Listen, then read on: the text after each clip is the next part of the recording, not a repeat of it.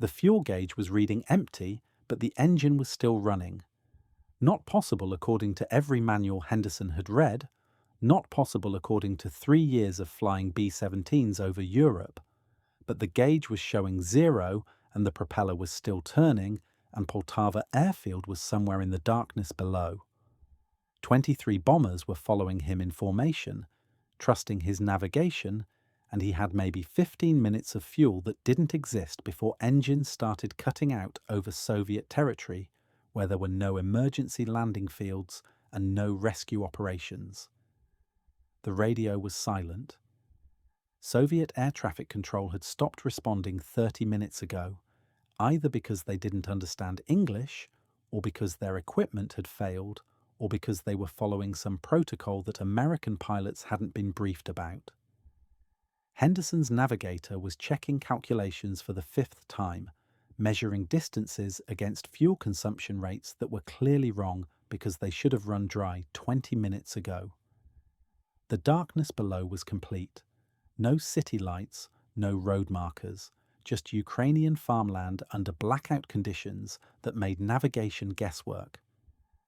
His co-pilot's hands were tight on the control column, not from turbulence, from the decision they were approaching, commit to landing at coordinates that might be wrong, or turn back toward Romania, where German night fighters would find them before they reached friendly territory. The formation behind him was holding position. 23 aircraft carrying crews who had just bombed targets in occupied Poland and who were now flying into Soviet airspace based on promises made by officers who had never actually visited the Soviet Union. Henderson had a name that was appearing in 8th Air Force operational logs with increasing frequency. Captain James Henderson, B-17 Squadron Commander, selected for Operation Frantic because his navigation skills were rated excellent and his crew coordination was rated superior. The operation was experimental, a test of whether American heavy bombers could use Soviet bases to extend their range and hit targets that were unreachable from England. The theory was elegant on staff planning maps. The execution was turning into navigation problems over blacked-out territory, with fuel gauges reading empty. The airfield lights appeared suddenly, a pattern of dim red markers that Soviet ground crews had activated only after Henderson's radio calls became desperate enough to overcome whatever communication barriers existed. The lights were arranged wrong, spacing that didn't match American airfield standards, and Henderson's approach angle had to be adjusted on final, because the runway was shorter than briefed and oriented 15 degrees off from the heading he'd been given in England.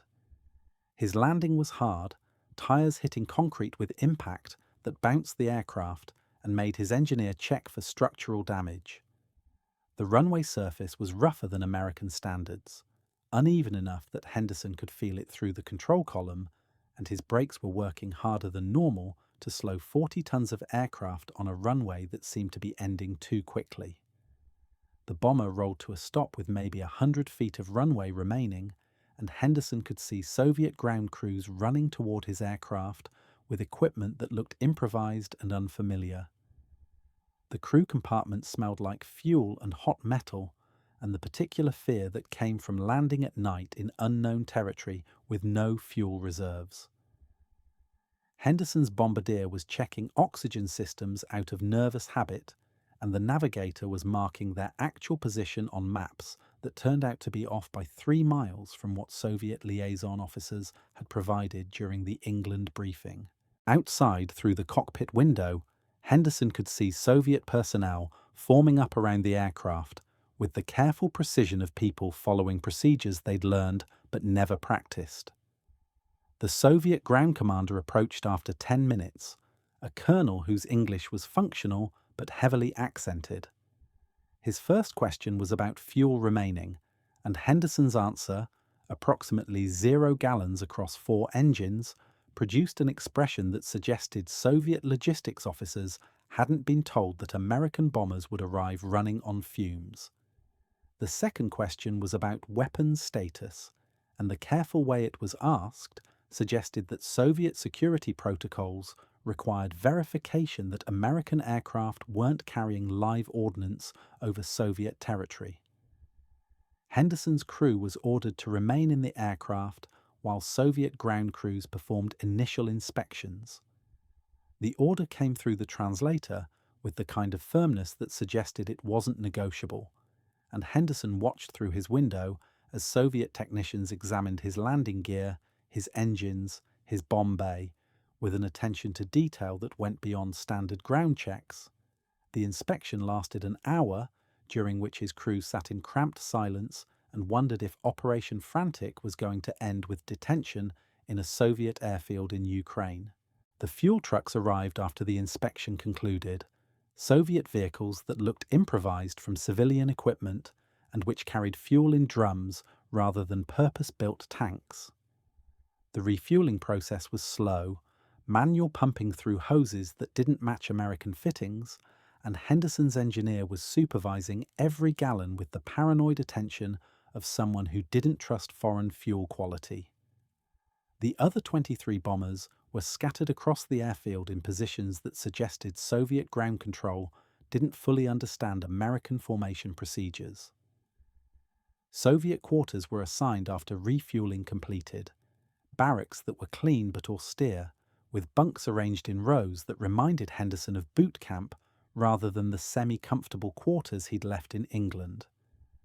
The Soviet liaison officer explained through translation that American crews would be housed separately from Soviet personnel, a security measure that both sides understood was necessary given the political complexities of having American military forces operating from Soviet territory during a period when alliance cooperation was still fragile. The briefing came at dawn, a meeting between American squadron commanders and Soviet Air Force officers in a building that appeared to have been a school before being converted to military use. The Soviet colonel who led the briefing spoke through a translator, explaining security protocols, operational boundaries, and the various restrictions that governed American operations from Soviet bases. The restrictions were extensive: no unauthorized flights, no photography outside designated areas, no contact with local civilians, no discussion of operational details with Soviet personnel below officer rank. Henderson's questions about future operations received vague answers. The Soviet officers had information about target assignments, but seemed reluctant to share timing or coordination details, and the impression Henderson got was that Soviet command was still figuring out how to integrate American bomber operations into their own air campaign against Germany. The cultural differences were immediately apparent. Soviet officers expected immediate compliance with orders that American officers wanted to discuss and question, and the translation delays made every exchange awkward and prone to misunderstanding. The first joint operation launched 3 days later.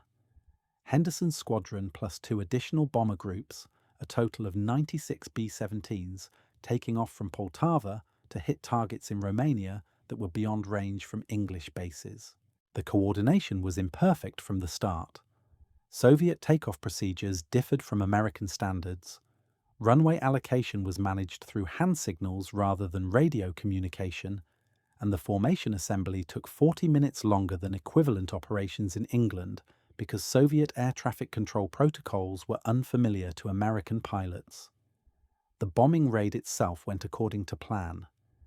German defences in Romania were lighter than Western European targets. Flak was less accurate, fighter opposition was minimal, and Henderson's squadron put their bombs on target with precision that the group commander later described as textbook execution. The return to Poltava was uneventful, except for one aircraft with engine trouble that made an emergency landing at a backup Soviet field, and whose crew spent 3 days trying to communicate with Soviet personnel who spoke no English. The real problem started after the third mission, when German reconnaissance aircraft photographed Poltava airfield and identified American bomber presence. Henderson was in the operations building when Soviet intelligence officers received reports about German photo reconnaissance over the base, and the sudden tension in the room suggested that Soviet security protocols had been violated in ways that made American presence obvious to German intelligence. The question became not whether Germans would respond, but when and how. German response came on June 21st, 1944, with a night bombing raid that Soviet air defences failed to adequately counter. Henderson was in his barracks when the air raid sirens started, a sound that was supposed to mean immediate shelter, but which instead meant confusion because American crews hadn't been briefed on Soviet air raid procedures and didn't know where designated shelters were located. The first German bombs hit the airfield perimeter, explosions close enough that Henderson could feel concussion through the barracks walls. The chaos was immediate and complete. Soviet anti-aircraft batteries firing into darkness with no apparent coordination. American crews running toward their aircraft to move them away from the bombing, only to be turned back by Soviet security personnel who were enforcing blackout procedures. German bombers overhead in formations that Soviet searchlights couldn't effectively track. The sound of explosions getting closer, marching across the airfield in a pattern that suggested German bombardiers had accurate intelligence about aircraft parking positions. Henderson reached his B-17 to find Soviet ground crew already there, attempting to tow the aircraft with equipment that wasn't designed for American bomber weight. The language barrier made coordination impossible, hand signals and shouting achieving nothing except mutual frustration, and the German bombs were getting closer with each salvo. Henderson's co-pilot was there 30 seconds later, both of them making the decision to start engines and taxi away from the concentration of parked aircraft, despite Soviet security protocols that prohibited unauthorized aircraft movement. The engine start procedure normally took 5 minutes with full crew. Henderson and his co-pilot managed it in 90 seconds, cutting every safety check and praying that nothing critical failed during emergency startup. The bomber was rolling before Soviet security could stop them, Henderson steering by memory toward the taxiway while his co-pilot worked throttles and watched for obstacles in near-complete darkness. Behind them, German bombs were hitting the main parking area, the explosions spectacular in ways that meant aviation fuel was burning. Other American crews were making similar decisions, unauthorized takeoffs happening across the airfield as pilots chose survival over protocol compliance. The result was chaos in the air traffic pattern, bombers taking off in random sequence without coordination or clearance, and Soviet air traffic control trying to establish order through radio calls that most American pilots couldn't understand because of language barriers and radio discipline breakdown. Henderson's bomber cleared the airfield with 2 engines running and 2 more engines still warming up, a technically impossible takeoff configuration that worked only because Henderson had enough airspeed and enough runway remaining and enough luck. He circled at low altitude, watching Poltava burn, counting the number of aircraft that managed to escape versus the number that were caught on the ground. The mathematics were brutal. Maybe 30 bombers airborne, 60 or more still on the ground when German bombs found them. The damage assessment came at dawn. 47 American bombers destroyed on the ground. 3 Soviet fighters destroyed. Multiple Soviet support aircraft damaged beyond repair. Fuel storage destroyed. Ammunition storage damaged. The runway cratered in multiple locations that would require days to repair. Operation Frantic's effectiveness was eliminated in a single night raid that Soviet air defences had failed to prevent despite having advance warning about German reconnaissance flights. The recriminations started immediately. Soviet officers claiming American bomber presence had compromised base security. American officers claiming Soviet air defences were inadequate and security protocols were unclear. Both sides had valid complaints, but the fundamental problem was deeper. The operation had been planned based on assumptions about Soviet capabilities that turned out to be wrong, and the cultural barriers between American and Soviet forces had prevented effective communication about those capability gaps. Henderson's squadron was relocated to a backup base after Poltava became unusable. The new base had better dispersal patterns and slightly improved air defences, but the operational reality hadn't changed. American bombers operating from Soviet bases were vulnerable in ways that operations from England never created. German intelligence knew where the bases were located. Soviet air defense coordination was inadequate to counter determined attacks, and the logistical difficulties of supporting American aircraft with Soviet supplies meant that operational readiness was consistently lower than England-based squadrons. The political ramifications were more complex than the operational problems. Operation Frantic had been designed partly to demonstrate Allied cooperation and partly to pressure Germany with the threat of multi-directional bombing campaigns. The German raid on Poltava exposed the weaknesses in that cooperation and demonstrated that Soviet-American coordination faced barriers that political declarations couldn't overcome. The operation continued for several more months, but never recovered its initial ambitious scope. Henderson's next mission from Soviet territory came 3 weeks after Poltava.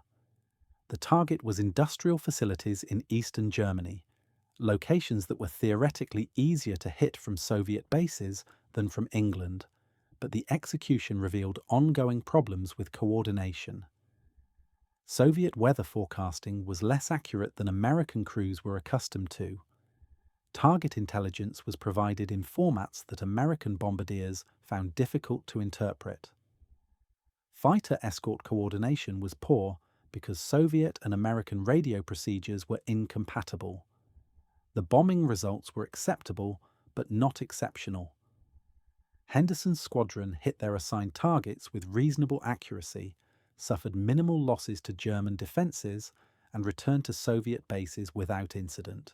The problem wasn't combat effectiveness, but sustainability. Every mission from Soviet bases required extensive pre-coordination that equivalent missions from England accomplished through routine procedures, and the additional coordination overhead meant that Operation Frantic forces were launching fewer sorties than their theoretical capability suggested should be possible. Soviet logistics support was consistently problematic. American aircraft required specific fuel grades that Soviet supply systems weren't designed to provide. Spare parts had to be shipped from England through convoluted routes that involved multiple transfers and created delays that grounded aircraft for weeks. Maintenance procedures differed enough that American ground crews and Soviet ground crews couldn't effectively work together without extensive translation and supervision. The operational friction accumulated across multiple missions until the theoretical advantages of Soviet basing were overwhelmed by practical disadvantages. The cultural conflicts extended beyond operational issues. American crews had expectations about food, quarters, and recreation that Soviet bases couldn't or wouldn't meet. Soviet security protocols restricted American personnel movement in ways that created resentment. Language barriers meant that routine interactions became complicated negotiations, requiring translator assistance. The result was two Allied forces operating in close proximity, but with minimal actual integration or cooperation beyond what mission requirements absolutely demanded. German propaganda exploited the Poltava raid extensively. Radio broadcasts emphasized the destruction of American bombers, claimed that Soviet-American cooperation was failing, and portrayed the raid as evidence that German air defenses remained effective despite Allied air superiority in the West. The propaganda wasn't entirely wrong. Operation Frantic had suffered a significant setback, and the difficulties in Soviet-American coordination were real and persistent. German intelligence was correct in assessing that the operation would never achieve its ambitious initial objectives. Henderson's squadron flew 8 more missions from Soviet bases before Operation Frantic was effectively terminated in September 1944. The final missions were executed competently, but without the operational innovation that the program had originally promised. American bombers could reach targets from Soviet bases that were difficult to hit from England, but the logistical costs and coordination difficulties meant that the strategic value didn't justify the resources being invested in maintaining Soviet base operations. The operation's termination came through bureaucratic attrition rather than explicit cancellation. Mission frequencies decreased, bomber groups were gradually reassigned to England-based operations, Soviet cooperation became less forthcoming as the strategic situation evolved, and by October 1944, Operation Frantic existed primarily as administrative paperwork rather than active operations. The bases in Soviet territory remained nominally available but were rarely used, and American personnel were progressively withdrawn until only liaison officers remained. The historical assessment of Operation Frantic was mixed and complicated by the political context of Soviet-American relations. From a purely operational perspective, the program demonstrated that long-range bomber operations could be sustained from Soviet bases, but that the logistical and coordination costs were higher than predicted. From a strategic perspective, the operation succeeded in forcing Germany to defend against multi-directional threats, but failed to create sustained pressure that significantly altered German defensive calculations. From a political perspective, the operation revealed cooperation barriers that would become more prominent as the war ended and Cold War tensions developed. Henderson's personal assessment, recorded in post-war interviews, was characteristically blunt. The operation was feasible, but not optimal. Soviet bases provided geographic advantages that were real but limited. The coordination difficulties were solvable, but required resources that could be more effectively used elsewhere. The Poltava raid exposed vulnerabilities that better planning should have anticipated. The overall conclusion was that Operation Frantic was a worthwhile experiment that demonstrated both the possibilities and the limitations of Soviet-American military cooperation. The German perspective on Operation Frantic, available through captured intelligence documents, showed different priorities. German intelligence had tracked American bomber presence in Soviet territory from the beginning, and the decision to raid Poltava was made based on calculations about relative risk and strategic effect. The Germans correctly assessed that destroying American bombers on the ground would be more effective than attempting to intercept them in the air, and the success of the Poltava raid validated that assessment.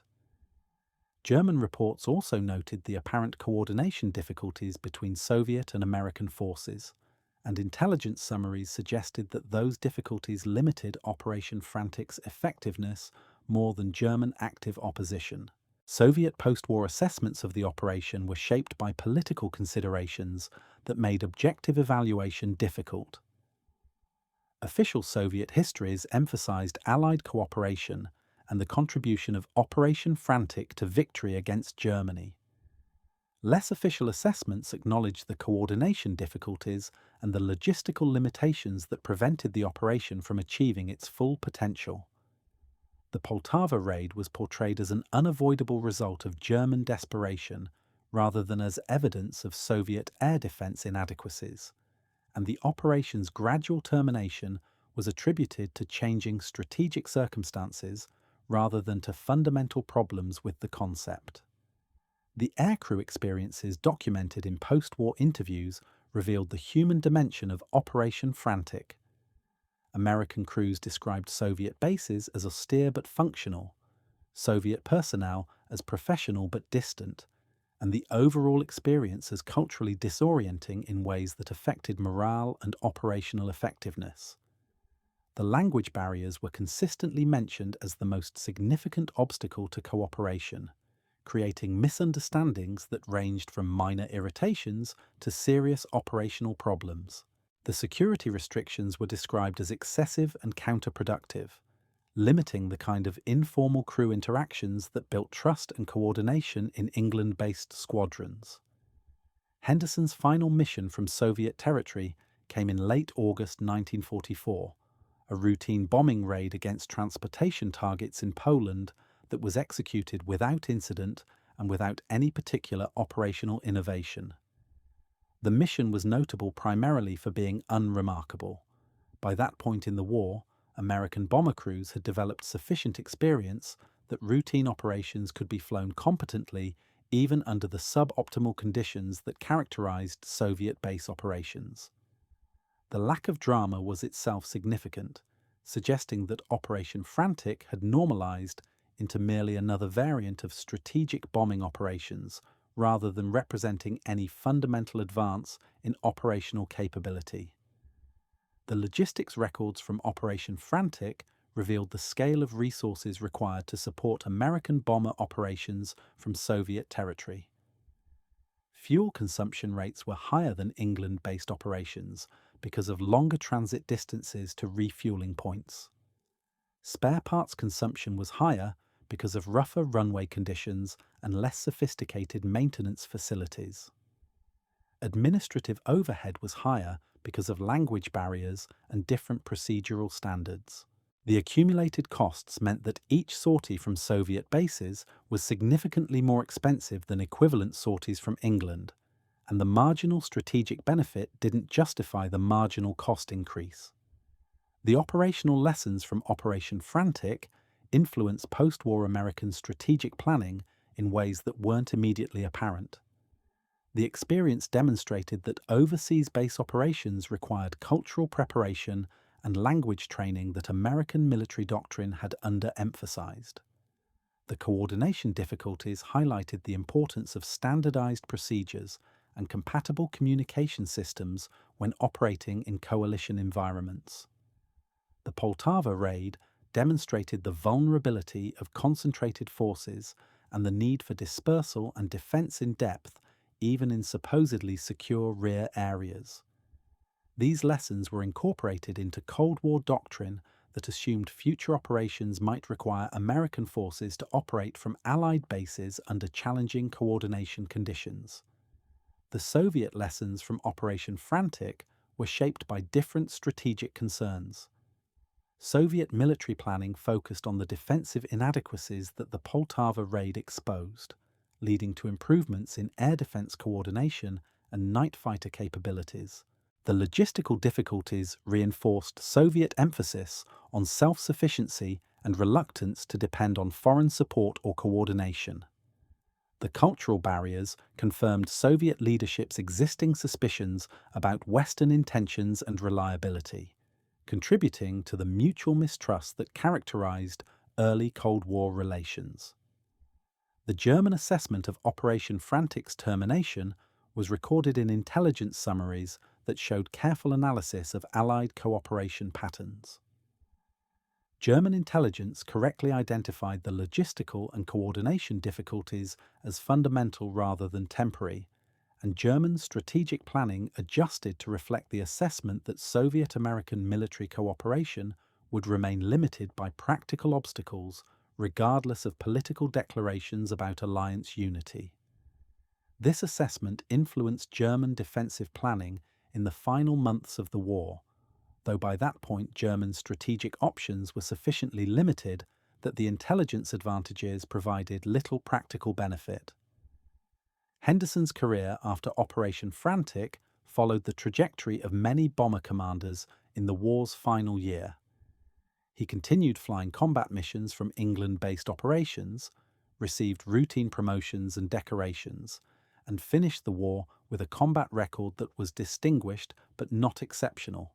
His Operation Frantic experience became a footnote in his service record, mentioned in post-war analyses of the program, but not central to his professional identity. His post-war interviews about the operation were characterized by professional detachment rather than emotional investment, suggesting that he viewed it as an interesting experiment rather than as a defining experience. The aircraft that participated in Operation Frantic had survival rates that were lower than England-based aircraft, primarily because of the Poltava raid, but also because of increased mechanical failure rates on Soviet bases where maintenance capabilities were limited. The destroyed aircraft represented significant resource losses, but by mid-1944, American industrial production was sufficient that aircraft attrition could be rapidly replaced. The more significant loss was the trained crews who were killed or captured when their aircraft were destroyed, as crew replacement required longer training pipelines than aircraft replacement. The final statistical accounting of Operation Frantic showed results that were acceptable but unimpressive. Approximately 200 combat sorties flown from Soviet bases, targeting German facilities in Eastern Europe and Germany that were difficult to reach from England. Bomb tonnage delivered was significant but not decisive.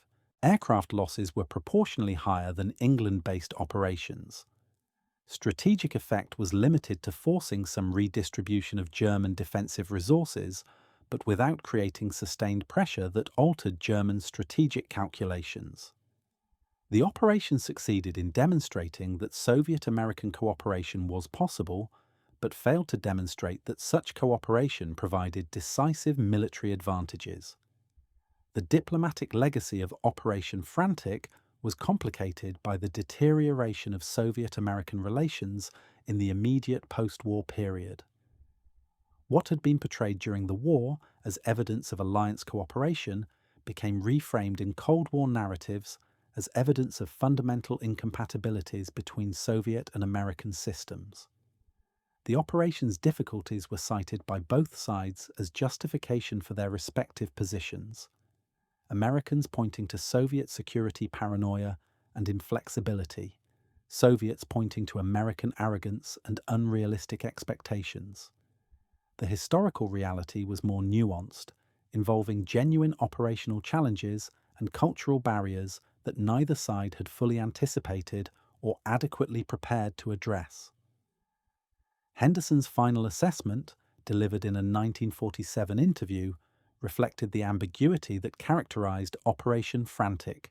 The operation was worth attempting because the strategic possibilities were significant if the coordination challenges could be overcome. The operation fell short of its potential because those coordination challenges proved more difficult than anticipated. The Poltava raid was a setback, but not the fundamental cause of the operation's limitations. The real limitation was the incompatibility between American operational flexibility and Soviet security rigidity, two different organizational cultures that couldn't easily integrate even when political leadership demanded cooperation. The lesson, according to Henderson, was that military cooperation required more than political will. It required cultural preparation, compatible procedures, and realistic expectations about what cooperation could achieve. The historical memory of Operation Frantic faded quickly after the war, as Cold War tensions made Soviet-American military cooperation seem like a distant and increasingly irrelevant chapter. The operation was mentioned in official histories, but without the emphasis given to more dramatic or strategically significant operations. Henderson's name appeared in participant lists, but not in any prominent role. The Poltava raid was noted as an operational setback, but not analysed in depth. The overall impression from historical records was that Operation Frantic represented a path not taken, an experiment in cooperation that failed to produce results sufficient to justify its continuation. The irony of Operation Frantic became more apparent with historical distance. An operation designed to demonstrate alliance unity instead revealed alliance divisions. An operation intended to pressure Germany instead exposed Allied vulnerabilities. An operation that promised operational innovation instead confirmed that existing procedures from established bases were more effective than experimental procedures from unfamiliar bases. The operation succeeded tactically while failing strategically, achieving its immediate objectives while failing to justify its broader premise. Henderson's B-17 bombing. German targets from Soviet bases represented a military capability that was technically possible, but strategically limited by factors that military planning had underestimated. The maintenance problems at Soviet bases created their own category of operational friction that Henderson hadn't anticipated when the operation was first briefed. American B-17s required specific tools that Soviet supply systems didn't stock, and improvisation became standard procedure for repairs that should have followed manufacturer specifications. Henderson's aircraft developed hydraulic problems after the fifth mission, and the repair process involved 3 days of negotiation between American mechanics and Soviet supply officers, with translations handled by personnel who understood neither aviation systems nor technical English. The hydraulic fluid that was eventually provided came from Soviet bomber stocks and had different viscosity characteristics than American specifications required, meaning Henderson's controls felt different after the repair and required adjustment to his flying technique. The food situation became another persistent source of tension that affected morale across all American units operating from Soviet bases. Soviet military rations were adequate for nutrition, but radically different from American expectations, and cultural differences about meal preparation and service created daily friction. Henderson's crew complained about the bread, the lack of coffee, the unfamiliar vegetables, and the portions that seemed small by American standards. Soviet officers were offended by American complaints about food that Soviet personnel considered acceptable, and the mutual incomprehension extended to basic assumptions about what military forces should provide their personnel. Henderson spent considerable time mediating between his hungry crews and insulted Soviet logistics officers, attempting to explain cultural expectations that made no sense when translated into Russian. The intelligence sharing arrangements revealed deeper problems with trust and coordination.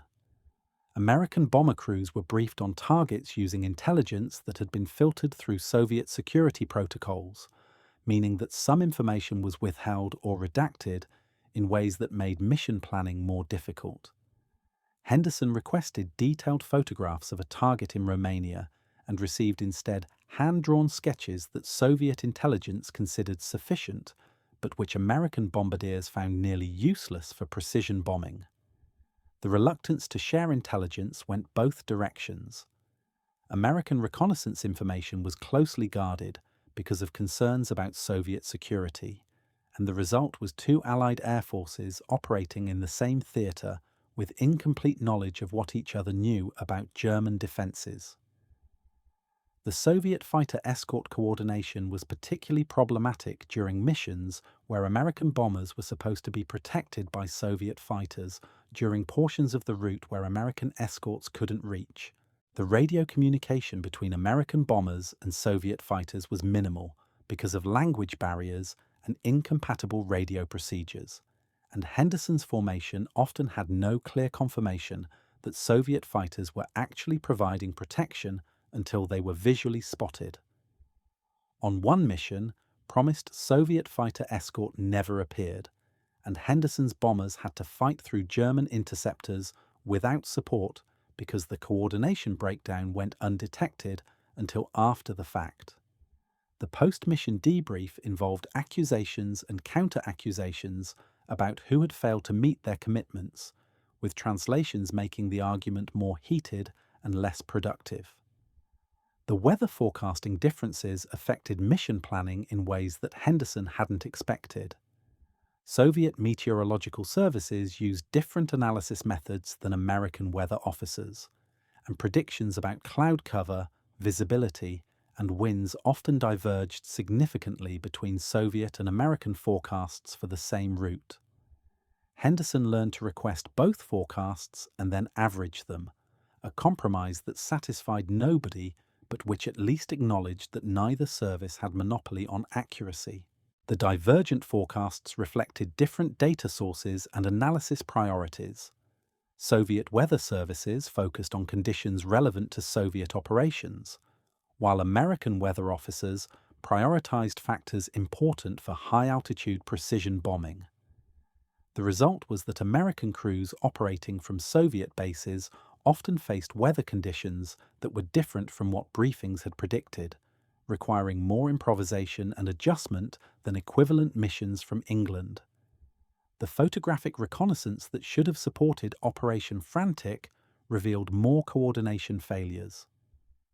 American photo reconnaissance aircraft needed to overfly Soviet-controlled territory to document bombing results and identify future targets, but Soviet security protocols made such flights difficult to arrange and often restricted what areas could be photographed.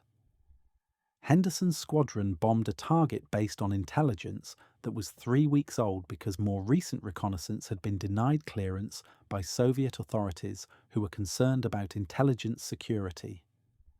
The bombing was less effective than it should have been because the target had been moved, and the lesson reinforced Henderson's growing conviction that Operation Frantic's coordination overhead was undermining its operational effectiveness. The crew rest and rotation policies were another source of constant negotiation. American doctrine specified certain rest periods between missions to maintain crew effectiveness, but Soviet operational tempo didn't always accommodate those rest requirements. Henderson found himself negotiating with Soviet operations officers about scheduling, trying to explain American policies about crew fatigue, while Soviet officers countered that Soviet crews operated under more demanding schedules without similar rest provisions. The underlying tension was about different assumptions regarding acceptable risk and crew expendability, differences that couldn't be resolved through policy discussions because they reflected fundamentally different values about how military forces should treat their personnel. The security incidents created periodic crises that threatened to derail the entire operation. An American crew member was detained by Soviet security after photographing the base perimeter, an act that violated Soviet security protocols even though the crew member claimed he was just taking personal photographs. Henderson spent an afternoon negotiating the crew member's release, trying to convince Soviet security officers that there was no espionage intent, while those officers insisted that security violations couldn't be overlooked regardless of intent. The incident was eventually resolved with the crew member receiving a formal warning and the photographs being confiscated, but the mutual suspicion lingered and made subsequent interactions more guarded. The mail service to and from Soviet bases was irregular and heavily delayed, creating morale problems that Henderson hadn't anticipated. Letters from home took weeks or months to arrive, and American crews felt isolated from their support networks in ways that didn't affect England-based personnel. Soviet postal services weren't designed to handle American military mail, and the routing through multiple checkpoints and translation services meant that letters often arrived damaged, delayed, or occasionally lost. Henderson's crew complained about the mail situation more than they complained about combat dangers, and he found himself writing reports to American command requesting improvements to postal services that were ultimately beyond his authority to fix. The aircraft parking and dispersal arrangements at Soviet bases reflected different assumptions about operational security. Soviet protocols emphasized dispersal and camouflage to protect against air attack, while American procedures prioritized maintenance access and quick scramble capability. The compromise arrangements satisfied neither side fully. Aircraft were dispersed enough to complicate maintenance, but not dispersed enough to provide adequate protection against the kind of massed bombing attack that eventually hit Poltava. Henderson's recommendation after the German raid was that aircraft should either be dispersed much more widely or concentrated with much better defensive protection, but the political and practical constraints meant that neither option was feasible within the Operation Frantic framework. The training exercises that should have built coordination between American and Soviet forces were limited by mutual suspicion and security concerns. Joint exercises would have revealed compatibility problems before they affected combat operations, but Soviet reluctance to expose their procedures and American reluctance to share their tactics meant that the first real test of coordination often came during actual missions. Henderson requested permission to fly practice missions with Soviet fighter escorts to develop communication procedures and coordination protocols, but the request was denied by Soviet command for reasons that were never clearly explained. The result was that American and Soviet forces continued operating with minimal integration, learning through expensive trial and error what they should have learned through training. The administrative burden of Operation Frantic consumed resources that should have been devoted to operational activities. Henderson spent hours each day dealing with coordination paperwork, translation requests, supply requisitions, and status reports that had to be formatted for both American and Soviet bureaucracies. The dual reporting requirements meant that simple administrative tasks took twice as long, and the accumulated overhead reduced the time available for mission planning and crew preparation. Henderson's observation was that Operation Frantic required 50% more administrative staff than equivalent England-based operations just to manage the coordination complexity, and those additional personnel resources could have been more effectively used elsewhere. The mechanical reliability problems extended beyond immediate maintenance issues to reveal deeper incompatibilities in spare parts and repair philosophies. American aircraft were designed for component replacement and modular repair, while Soviet maintenance emphasized field repairs and improvisation. Henderson's mechanics were trained to swap out failed components and ship them back to depot-level facilities for overhaul, but Soviet supply chains couldn't support that model efficiently. The result was that American mechanics learned improvised repair techniques that were outside their training, fixing problems in ways that would have violated procedures in England, but which were necessary to keep aircraft operational under Soviet base conditions. The repairs worked, but reduced aircraft reliability and increased maintenance time between missions. The cultural misunderstandings accumulated into patterns that affected every aspect of daily operations. American assumptions about privacy, personal space, and individual autonomy clashed with Soviet collective living arrangements and group-oriented culture. Henderson's crews wanted private time and personal freedom between missions, while Soviet personnel were accustomed to much more structured and supervised free time. The compromises that were negotiated satisfied neither side fully and created ongoing tension that affected morale and cooperation.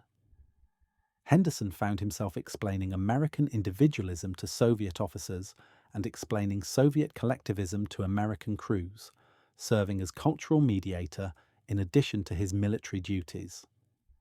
The final missions of Operation Frantic in late August and early September 1944 were executed with the mechanical precision of forces that had learned to work together despite rather than because of the operational framework.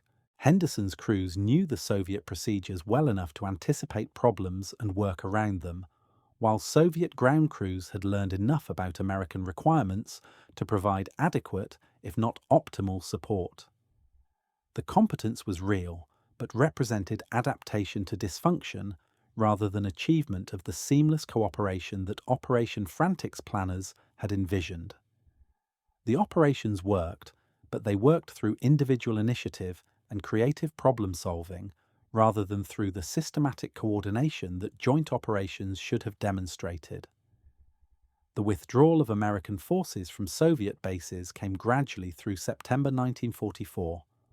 Bomber groups were reassigned one at a time back to England, and each departure reduced the operational capability that remained until the Soviet bases hosted only liaison personnel and minimal support staff. Henderson's squadron was among the last to leave, and his final takeoff from Soviet territory came on September 23rd with the kind of professional ceremony that marked routine transfers rather than historic endings. The Soviet ground crews who had supported his operations stood in formal ranks as his aircraft taxied for takeoff, a respectful gesture that Henderson appreciated even while recognizing that mutual respect hadn't been sufficient to make Operation Frantic succeed in the way its planners had hoped. The final chapter of Operation Frantic came in September 1944, when the last American bomber group was withdrawn from Soviet bases and redeployed to England.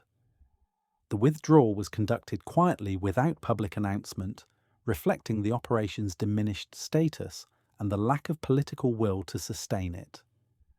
Soviet authorities were informed through diplomatic channels, and the bases were returned to Soviet control without ceremony or formal closure procedures.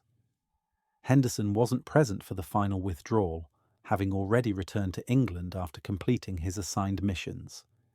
His experience of Operation Frantic ended not with dramatic conclusion, but with routine reassignment, a characteristic ending for an operation that ultimately became routine rather than revolutionary.